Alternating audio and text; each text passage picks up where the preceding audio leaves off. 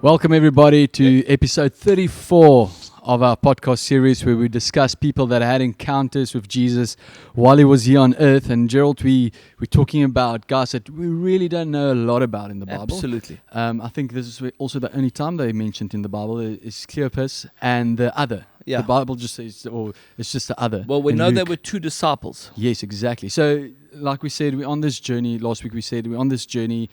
Crucifixion has taken place now.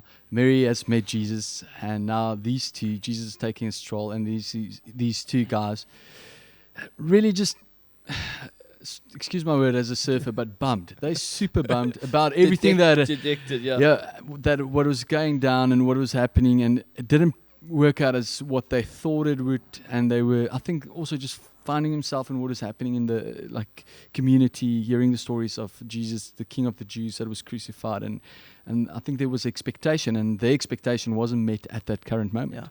Yeah. So let me just backtrack there for a moment, because when you said it, it just dawned on me. There's a lesson in that itself. Is that sometimes certain disciples' names are better known. Yeah. And then there are other disciples whose names are less known. But it doesn't mean they're less for Jesus, because Jesus doesn't even appear to the well-known disciples first.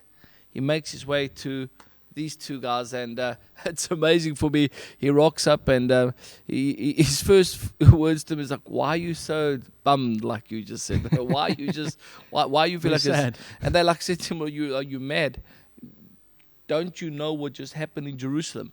Now I say that because that just gives you a bit of a scale of what it must have been like.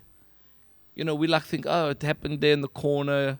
No, it must have been horrendous. Everybody must have known, for them to be able to look at this traveler and say, "Listen, yeah, what are you? Were you clueless? Didn't you see it go dark? Didn't you hear, the earth rumble? Didn't you see the chaos of what everything was going down there? Now you come and ask us what's going on." And then Jesus, obviously, they don't recognize him, but he continues to walk with them, and then he ends up staying over with them, and that's an amazing thing. So, thinking about where we're going with this discussion, and there's a movie that comes up, but I don't know if it's an Adam Sandler movie, 51st Dates. I don't know if you've seen it. Yeah. With Drew Barrymore. Yes, with Drew Barrymore. So for 50 dates, she kept on falling in love with this guy. And for me, this is sort of what I'm thinking about Jesus. And we sometimes, and maybe in our journey, came to this place. We've fallen in love with Jesus, and we try and work it out in our minds. Has it been because of the way we have been raised? Has it been because I grew up in a church? Why am I in this relationship with Jesus? But this is just such good proof that it doesn't matter what happens. These guys fall in love all of a sudden again with him, because you don't just invite a stranger again. Hey, this is such a good bloke. Come have supper with us. Stay over with us. Stay over with us. And I'm pretty sure if they have never met Jesus before, they would have fallen in love again with him from that time. Yeah, and he it's amazing that he's actually so patient with them over there, walking with them. But what I do love about him is they do communion together, and then they realize, this is who the master is. And then he vanishes. Now that's a story in its own, and I'm not going to get into the whole theological debate around that, because firstly, how they not recognize him? Now they recognize him. Is it the way he broke the bread? Is the bread? Is it the way he said something? I haven't got a clue what happens is. But he vanishes. But they get so stirred in their hearts that the Bible says they get up and they go and tell the others. And I think there's a great story for me, is that sometimes when you've encountered the grace of God, the important thing to do is to get up and go and tell other people, because there are other people that are also, for lack of a better word now, a word that I'll use more, bummed. Because they no one thought it was going to work out this way. They thought he was going to establish a kingdom. Now Jesus dies on the cross. They look like fools. They're defeated. They're running for their own lives.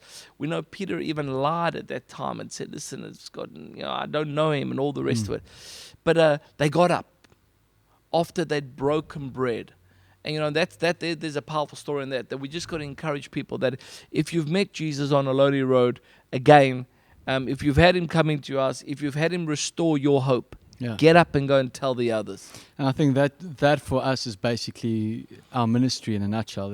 That's the gospel, the good news, and that's what they stood up for. Yeah, They wanted to go and share good news about Jesus, that He's here, and get up and go and do it. Don't just sit down and talk about it. We sometimes want to debate, And then get ignored because Yeah. the other disciples aren't going to believe them, which is crazy. and I said to you earlier as well. Like I think we think about it, and maybe it was like you said, the breaking of the bread, and we want to box Jesus in sometimes in a theological way of how we think things should be Yeah. and what it looks like, but when you realize all of a sudden, and there's a revelation of who Jesus is, that is something in its own, and I think it's Graham Kendrick that says the bigger the revelation of God, the bigger our response in worship, and that must have been an eye opener. All of a sudden, realizing this is Jesus with us. Yeah, I think those two guys are on fire for the rest of their lives. Yeah, for sure. Yeah, they've encountered Jesus, and I think that in itself just should be an example to you, should be an example to me,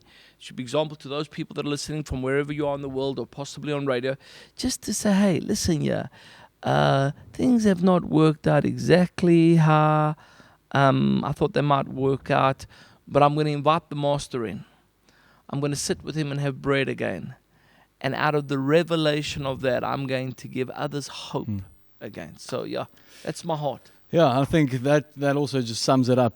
That is our story as well. That go out, go spread the good news, go spread the gospel of Jesus. Go tell it, go and do it.